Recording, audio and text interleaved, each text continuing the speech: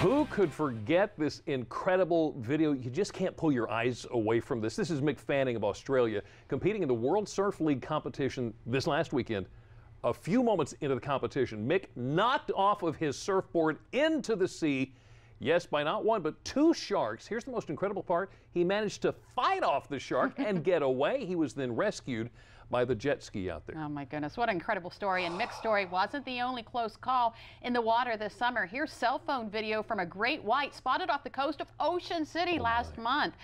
And here you can see a great white shark in the water just a few miles off the coast of Delmarva. Someone spotted this guy while they were boating. And then we have this 300-pound, 8-foot-long hammerhead shark. It was spotted off the coast of Delmarva just last month. Maryland Natural Resources Police request that if you do spot a shark, you leave it well alone. Yeah, but where are they all coming from? Many sharks have been tracked throughout the years by a company called OCearch. Now, you can keep track of their whereabouts as well. All you have to do is visit them online and find the pings. They call them pings. You can see here a shark named the Big Kahuna, just off the coast of Delmarva as we speak. Many more have been seen here as well. By the way, it changes hour to hour. Yeah, and sharks aren't the only creatures causing worry in the waters. You may remember Delmarva Life's Sean Stryker told us about several Portuguese man-of-war washing ashore along the East Coast.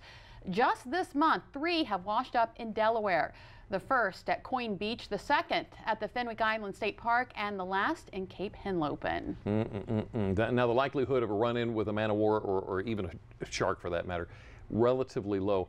But there is another danger almost always present on the beach that you need to be aware of. Delmarva Life Sean Stryker joins us where surf-related injuries happen the most. Sean, where are you? What's going on? Hey Jimmy, yeah, well, I'm in Rehoboth Beach, but these injuries happen everywhere. Now, there's a study underway. It started a couple years ago. It's called the Surf Zone Study.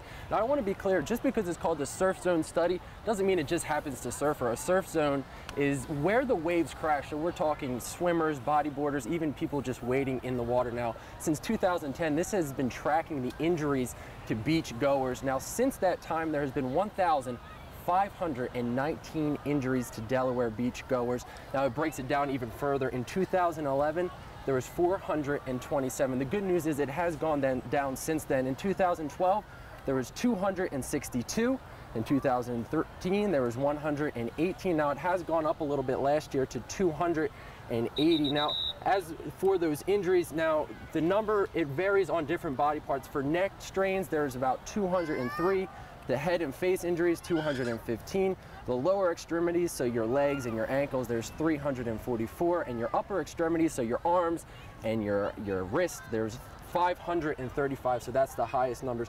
As for age groups, 16 to 25, there is 181 injuries in that age group. From 26 to 45, 255 injuries. From 46 to 60, 262. And from 1 year old to 16, there was 322. So the younger the kids, the more the injuries. Now, the most dangerous times of the week is obviously the weekend when there's the most people, so your Saturdays, Sundays, and Mondays. The most dangerous month, that's July and August. Now, Dr. Paul Cowan is one of the lead investigators in this study. He also teamed up with DNRAC and UDEL to conduct this study. They're tracking wave height, the slope of the beach, and the amount of people on the beach. They're trying to figure out why these injuries seem to come in clusters, and that study is underway. There will be a report they're hoping to put out in a couple of months. Right now, I'm joined by the captain of the Rehoboth Beach Patrol, Captain Buxton. Hi. Captain, thanks for joining me. How are you? Good, thanks for having me. So here at Rehoboth Beach, what are the most common injuries you guys see? Well, we have two categories. We have minor and major. Some of the minor injuries would be cuts and scrapes, you know, small bruises, obviously splinters, any kind of cut by the shells or where maybe an object that hit somebody down by the shoreline.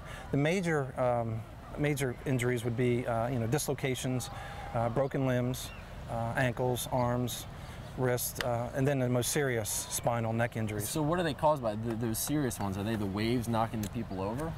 Well, I tend to call our area the impact zone, and I've identified that as the area where the wave meets the swimmer and creates an injury. So what should people be on the lookout for when they come down to the beach? How can they keep themselves safe? Well, you know, obviously the waves, in my opinion, create a lot of the injuries. You know, at low tide, the waves tend to be a little bit more gradual and gentle, but during high tide, that's when you get a lot of water and the waves are jacking up and dropping down on people and causing a lot of injuries. What we have is a pretty quick drop off, so when people walk out 1 or 2 or 3 feet, they're immediately underwater. So they really don't have a lot of footing underneath of them. So when these waves approach them, a lot of swimmers' reaction is to turn around and try to exit the water and run up the beach to get away from these gigantic waves. So just be aware, I guess. Well, the one thing you don't want to do is turn your back on a wave. The best thing would be for them to dive under the wave and wait till it's calm enough to try to walk out. If you do feel an injury, what do you do? Well, our lifeguards are trained to try to identify that. But obviously if you're injured and you need to call for help, wave your hand, ask somebody next to you to go get a lifeguard. Most of the time people are injured with family members next to them, so they'll run up to the lifeguard chair and call us down. And I have medics on duty out of our headquarters that respond immediately in our emergency vehicle on the beach.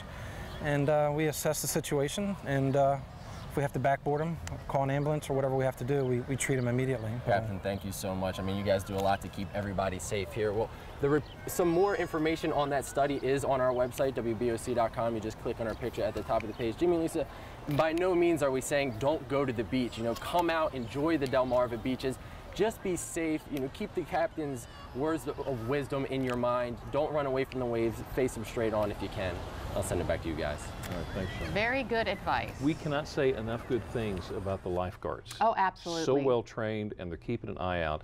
Someplace else that you would find lifeguards is at the pool. Maybe you're a pool person, but you know what? There's a lot of hard work that goes into maintaining your own clear, crisp watering hole. So coming up next, Delmarva Life Sean Stryker is going to find out exactly what we need to do in order to keep our pools looking great this summer, plus how a few gadgets can give you more time to enjoy the water. Well, many of us enjoy hearing the incredible stories of beautiful places here on Delmarva.